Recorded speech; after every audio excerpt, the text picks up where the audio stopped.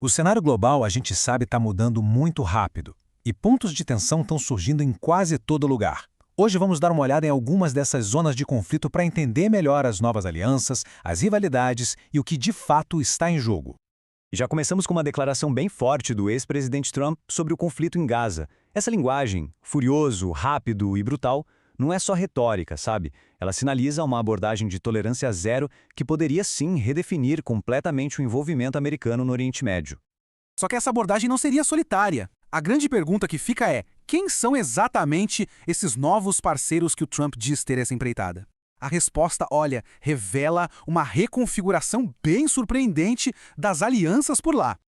Então, a peça central da estratégia do Trump parece ser a formação de uma coalizão que a gente nunca viu antes. Ele afirma que conseguiu o apoio de várias nações árabes e islâmicas para conter o Hamas, uma mudança que poderia reescrever as regras do jogo na região. A estratégia, pelo que parece, envolve criar uma força de intervenção juntando nações árabes e islâmicas para pressionar o Hamas. Segundo Trump, esses países teriam concordado em agir militarmente em Gaza se o cessar-fogo for quebrado. Isso poderia expandir os acordos de Abraão de uma forma que ninguém esperava. E é aqui que a gente vê uma divergência enorme entre os aliados ocidentais. Enquanto os Estados Unidos estão buscando essas novas alianças no Oriente Médio, um parceiro fundamental como o Canadá toma uma postura, digamos, legalista. Como o Canadá assinou o Estatuto de Roma, que criou o Tribunal Penal Internacional, o TPI, ele se vê na obrigação de prender o premier de Israel, Netanyahu, caso ele pise no país. Ele seria tratado como um suspeito de crimes de guerra. Essa divisão toda expõe uma fratura bem profunda na política externa do Ocidente. Mas essa reconfiguração de poder não se limita ao Oriente Médio, não. Do outro lado do mundo, lá na Ásia, o Japão está passando por uma transformação igualmente gigante, com a chegada de uma nova líder que promete uma postura bem mais assertiva no cenário global. A ascensão da Sanei Takaichi fica ainda mais impressionante quando a gente olha para o cenário político japonês. Pensa só, apenas 15% dos assentos no parlamento são ocupados por mulheres. Então, a eleição da primeira mulher para o cargo de primeira-ministra, nossa, é uma quebra de paradigma histórica, de verdade. Ela mesma se chama de Dama de Ferro do Japão e a plataforma dela é bem nacionalista e conservadora. Ela propõe um papel mais ativo do Estado para reanimar a economia, mas também quer fortalecer as forças armadas, revisar a constituição pacifista do país e, olha só, até reiniciar o programa nuclear. Isso pode remodelar drasticamente o futuro do Japão.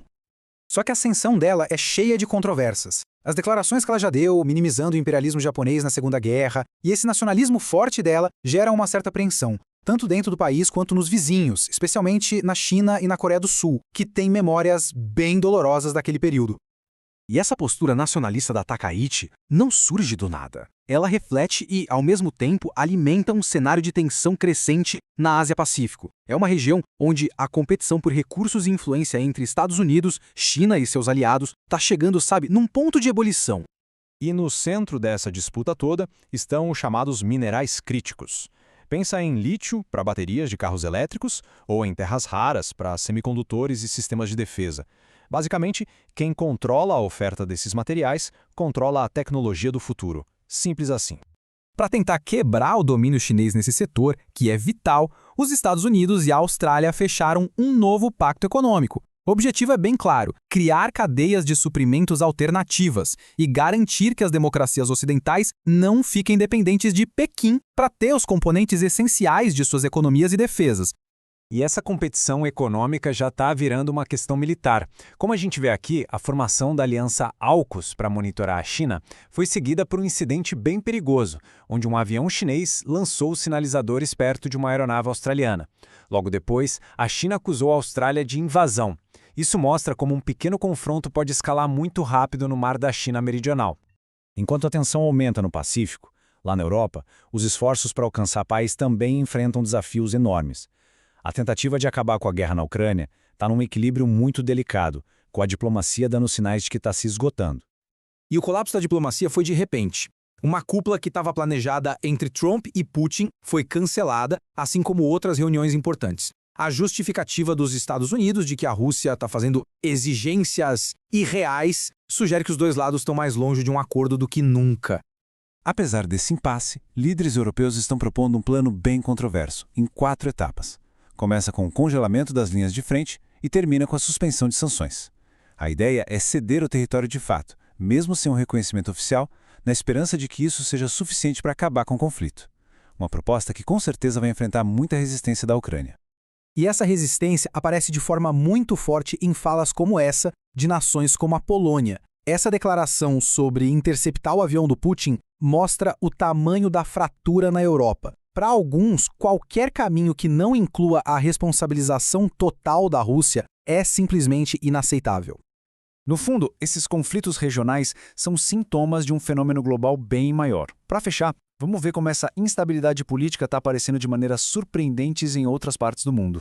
Nas Américas, a diplomacia parece ter dado lugar a insultos diretos. A troca de acusações entre os presidentes do ZUA e da Colômbia escalou para um nível pessoal. O Petro depois esclareceu que a ameaça de remover do poder se referia ao processo democrático americano, mas ainda assim a hostilidade é clara.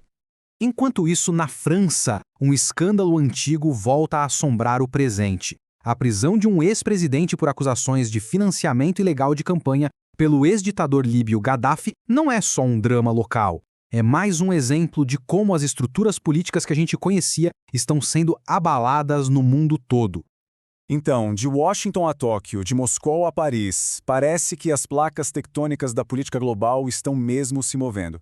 Alianças estão se desfazendo, se refazendo, e aquelas velhas certezas estão sumindo. A verdadeira questão, no fim das contas, não é nem se estamos entrando em uma nova era de instabilidade, mas sim, estamos preparados para o que vem a seguir?